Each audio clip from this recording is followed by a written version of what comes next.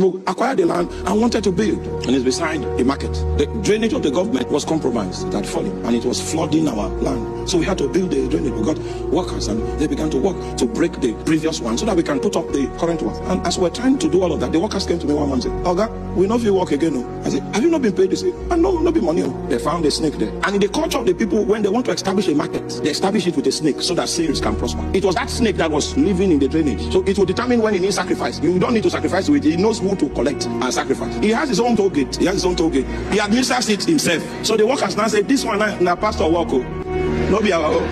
Then you will know whether you have gained stature enough. May the Lord give you insight. Your transaction stops at the end of your stature. I pray that God will. You see, in Nigeria, we need men of weight. If we are going to break the rod of the Assyrian, we will need men of weight that can negotiate, that can get God to sit at the table of negotiation. It will take weight.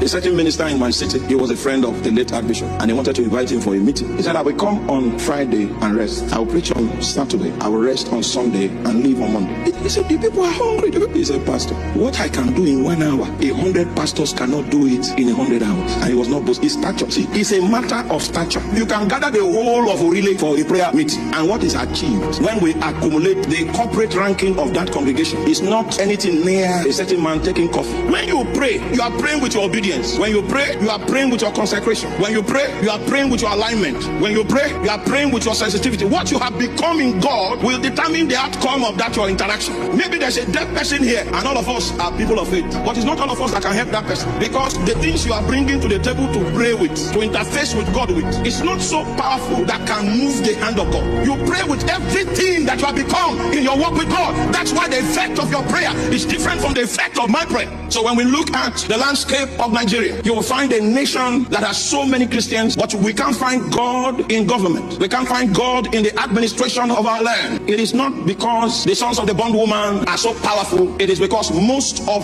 us that are believers have decided to be domiciled in locations that are convenient for us. Because if you are going to go into serving a certain policy in God, you will learn how to walk by faith. You will know that in the economy of God and in the implementation of the purpose of God in the life of a man, the alignment of his heart is a big matter. If God will land in your life, the airport, the tarmac is your heart. And if that harmony with God is not there, there is little God can accomplish through your vessel. Abraham had passed that test. Heaven has taken notice of the fact that he is well structured in alignment with the government of God. And anything that comes into his space is compelled to bow down to the lordship of the master that he serves.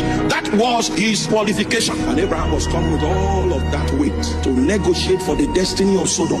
You think you are gaining anything by remaining immature? Oh, you became a victim of transactions taking place overhead. I want to sit at the table where the matters are discussed. Oh my, I don't know about you. If God wants to visit your family, will he come to you? That's the question. You are a mere victim of the real transactions that take place. And if in your context, the elders are more yielded to darkness than you are in light, the shape of the land will look like darkness. Nigeria needs men of stature in this hour of need. In this day of Jacob's trouble, we need those.